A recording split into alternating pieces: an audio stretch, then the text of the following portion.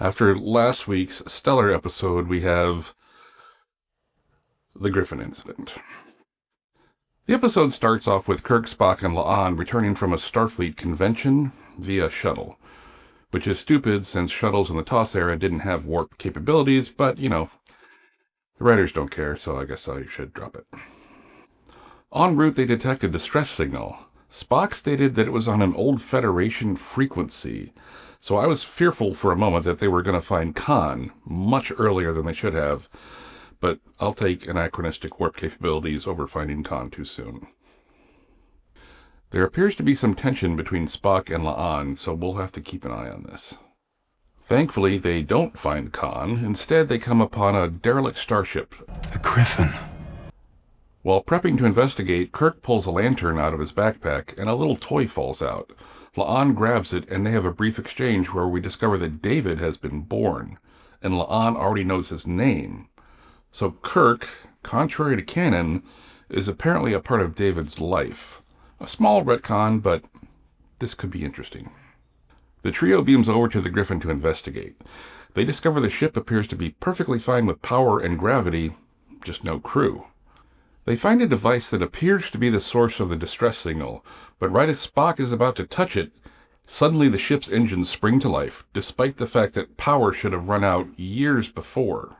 They continue to investigate and find a woman wandering the corridors. La'an calls out to her, and she answers, "I've been waiting for you." She then turns a corner and disappears, leaving behind negatively charged ions. You mean a ghost? Yes, it appears as though this episode is like their mini Event Horizon horror in space. They backtrack and try to figure out where the ghost came from and find the scene of a skirmish. La'an and Spock determine that the blast marks are not only from Starfleet, but Klingons and Vulcans as well.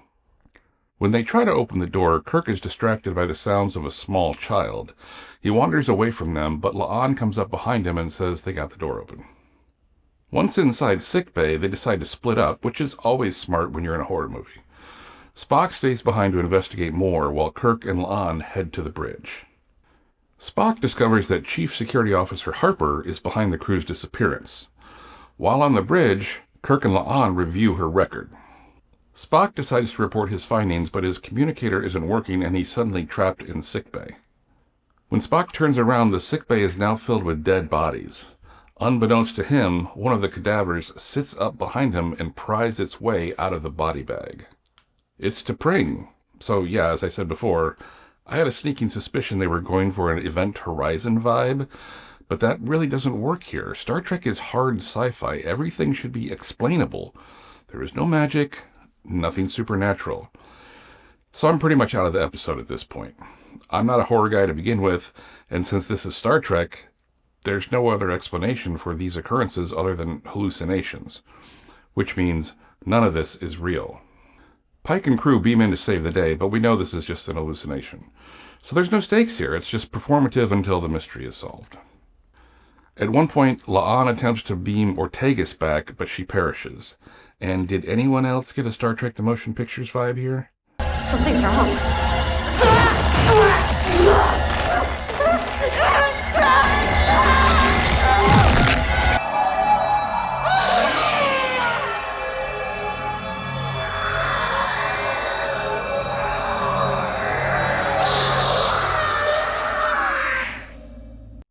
And yes, you either know that Star Trek The Motion Picture is a great film, or you're wrong.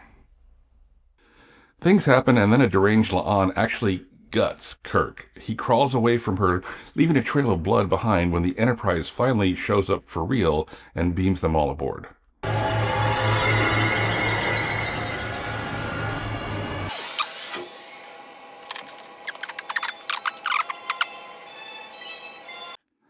It was just over 1 minute of time from when the beaming stopped to cutting away to the next scene.